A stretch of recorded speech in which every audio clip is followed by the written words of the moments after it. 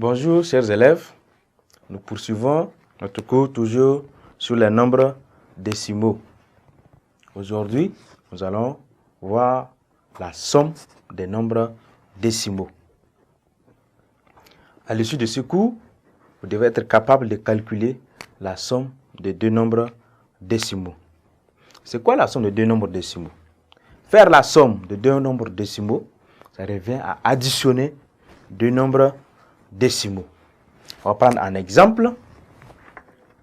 On va prendre deux nombres décimaux. Nous avons 1,25 plus 2,6 plus 2,6. Donc ici, nous avons 1,25 plus 2,6. On va faire la somme de ces deux nombres.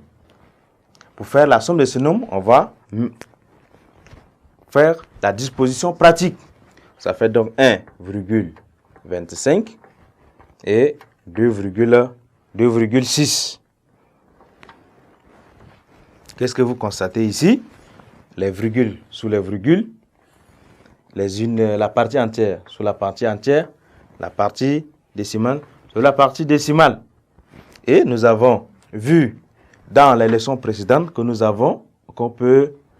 peut écrire de plusieurs façons un nombre décimal. Nous avons 2,6, c'est égal ici à 2,60. Nous n'avions pas ajouté un 0 ici. Donc, qu'est-ce qu'on fait? On a donc 1,25 plus 2,6. On note ici égal.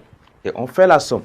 Les dizaines sur les dizaines, les centièmes sur les centièmes et les unités sur les unités.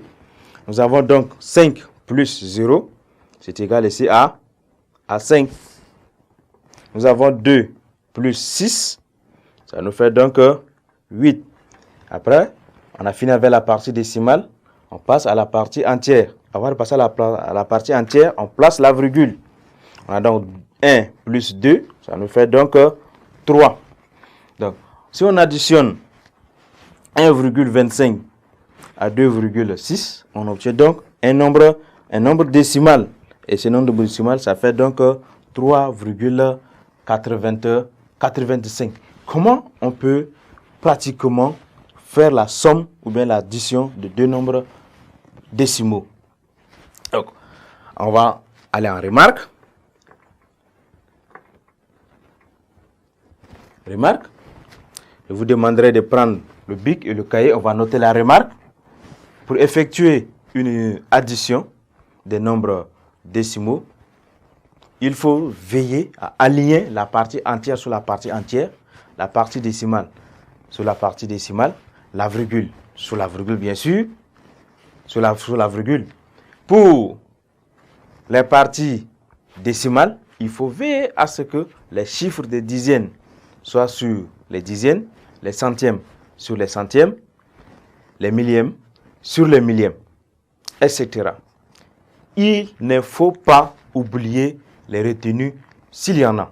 On va prendre un exemple. Nous avons 3,51 plus 3 plus 1,57. On a 3,51 et 1,57. On a donc 1 plus 7, c'est égal à 8. On a 5 plus 5, c'est égal à 10. On écrit donc 0 et on retient 1. Il ne faut pas oublier s'il y a les retenues. On fait donc 1 plus 3, ça fait 4. 4 plus 1, c'est égal ici à 5. Donc on aura donc 5,008. Faites très attention s'il y a de la retenue. Merci chers élèves pour votre attention.